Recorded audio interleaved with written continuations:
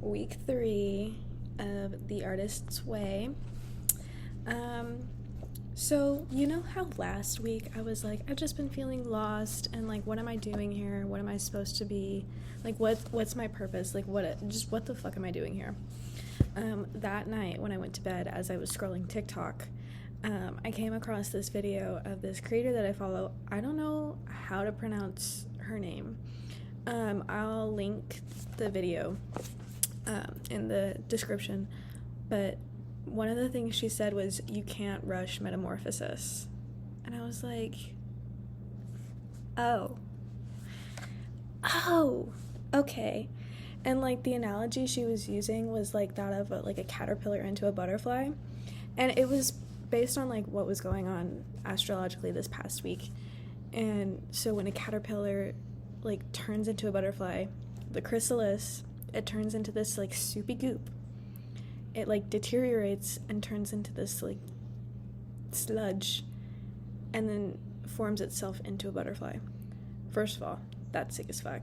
Second of all, that's kind of like what this week and like these retrogrades and like eclipse season has been feeling like. You're just like turning into a soupy goop, but you know, eventually, pretty soon, you're going to turn into a butterfly.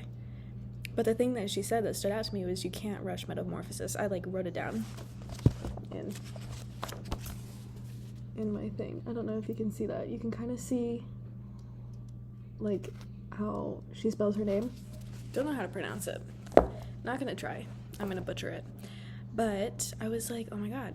And then this week was about anger, synchronicities, shame. Is there anything else? And detective work. So like, and growth. So with anger, some of the things that she said that I like noted was that what we do with our anger, we stuff it, deny it, bury it, block it, hide it, lie about it, medicate it, muffle it, ignore it. We do everything but listen to it. Anger points the way, not just the finger. I was like, ooh, damn. Anger is meant to be acted upon. It is not meant to be acted out. But yeah, those are the things that she said about anger. And I was like, okay. Okay, Julia. Okay, I get it. Okay, stop. Don't stop. Oops. That was kind of grody. But, the anger portion, I was like, interesting. So, I took that to note. But the main thing that I was focused on was the synchronicities part.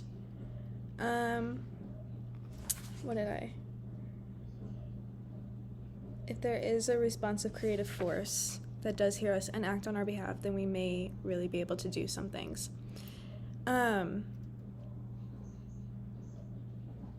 don't remember why I wrote that. But, so, with synchronicities, I would consider myself to be very in tune with that sort of thing. I am, like I said in previous videos, I'm very spiritual, woo-woo, all that kind of stuff. I'm, like, always kind of noticing signs and synchronicities. And one of the things that happened this week was when I was writing about my childhood, some of the traits, I have my journal with me, some of the traits that I wrote down that I liked about myself as a child was that I was observant.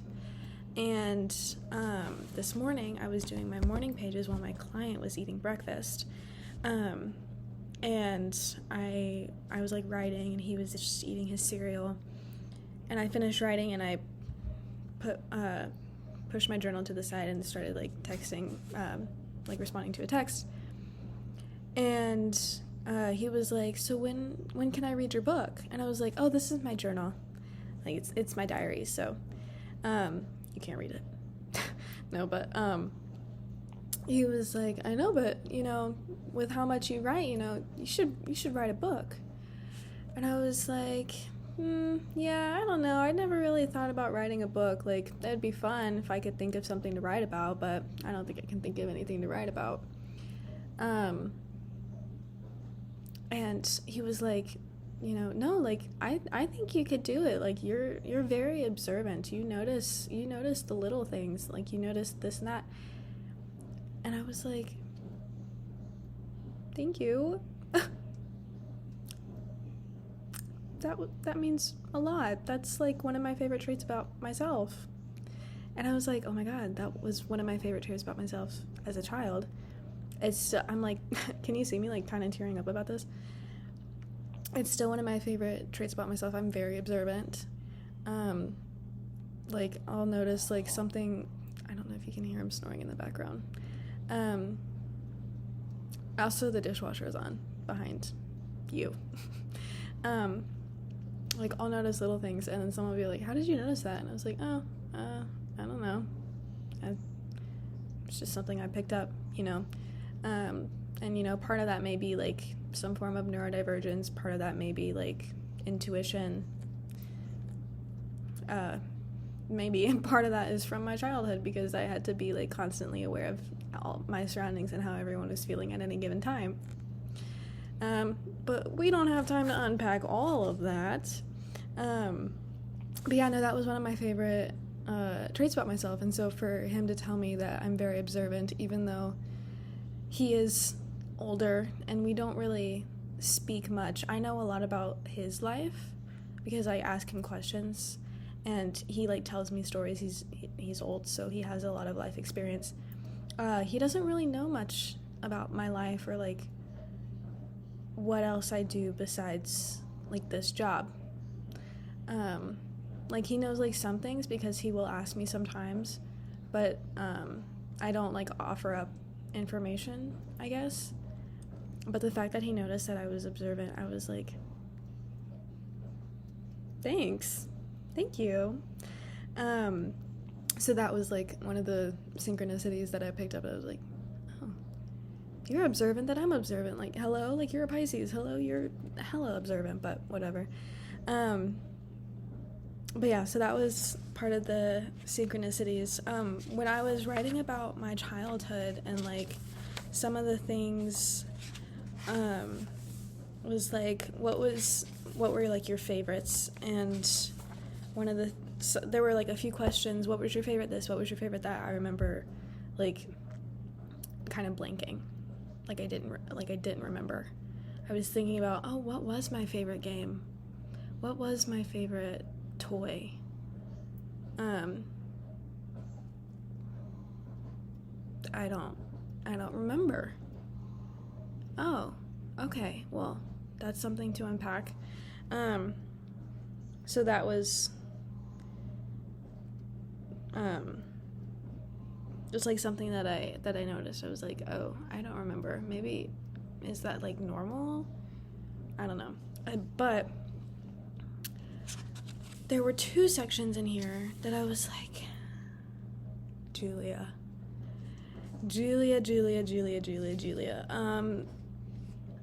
Quiet Coyote, can we not? I don't like it. Shame, and something about criticism, dealing with criticism. So with shame, that one was a little bit uncomfy, because growing up in the church, that branch of Christianity that I grew up in was very shame focused.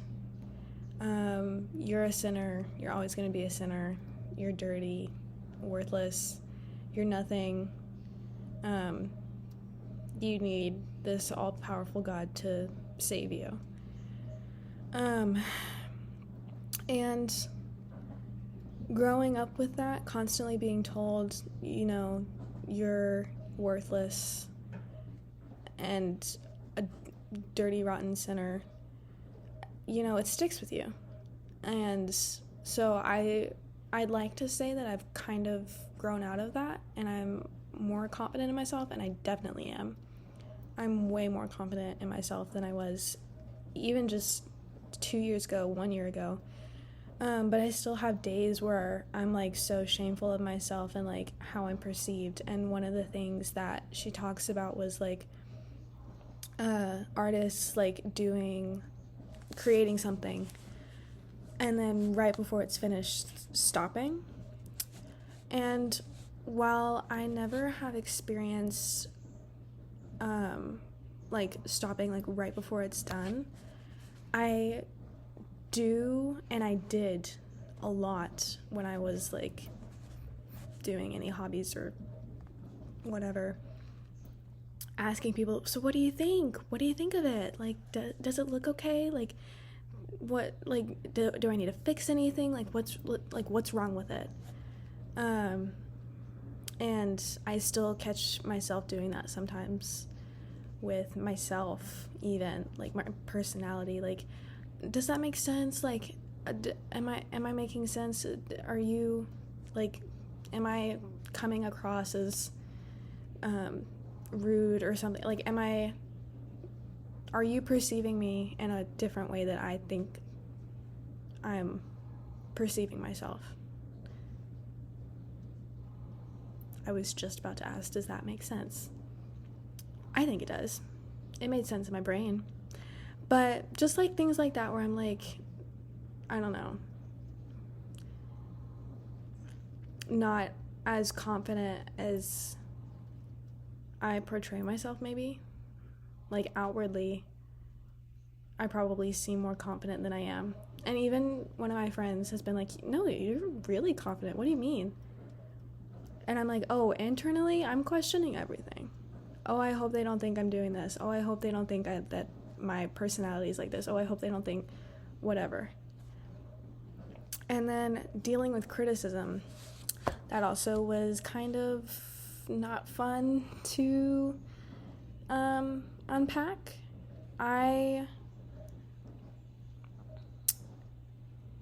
Whenever I receive constructive criticism,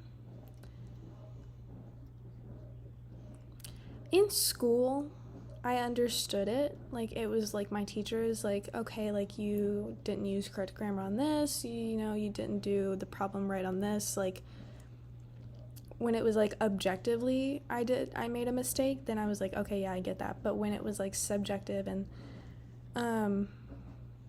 like I was really proud of like whatever I did, and then someone was like, oh, you could have done better on this part, or oh, like, you could have said that better, you could have done something better, then I kind of like get resentful and kind of like I don't interact with them the same, and I kind of close up, especially if it's about like, I don't know, like, okay, for example, there was this one time where me and my sister were at like our school's football game. I did like I did band in middle school, and there was one night where we got to do marching band with the high school. And so me and my sister were there, and we were going up to the concession stand, and we were arguing because we were like gonna split something, but we couldn't decide on what to split. And we were arguing, and then one of my friend's dad came up and was like, you girls better quit arguing. And I looked at him weird, and then me and my sister kept arguing. But I was like, because I never really interacted with him. And then he goes and says that, and I'm like, okay, you're not our dad. Like, hello? We're sisters. We're gonna argue. She wants the Snickers, I want the Three Musketeers. Like, fuck? And that's just an example, and that's kind of like not a good one, but it's like little things like that where I'm just like, okay, why are you correcting me? I don't need to be corrected right now. I'm very prideful and stubborn about those kinds of things. So, that was what I was trying to get at. That was a long-winded way of saying that I'm very stubborn and very prideful. And when someone corrects me about like those types of things, I shut down and I close up, and I'm like, okay, you're not getting my personality anymore then. And sometimes it is valid, sometimes it's not. Like, sometimes sometimes it is valid for me to close up and be like, okay, well, now you're gonna get nothing from me. But sometimes the criticisms are valid, and then I shut down and like, I don't know, I kind of like hold grudges towards them. So don't take criticism well. Sometimes I do, sometimes I don't, depending on what the criticism is about. If it were about my art, which it rarely is, a lot of the times when it's about my art, like, it's good it's like good criticism, like, or like not like criticism, it's like praise. It's like, oh wow, this looks really good, like you did such a good job, when it's something that I create. So I don't think, at least I don't remember ever being criticized on things that I've created.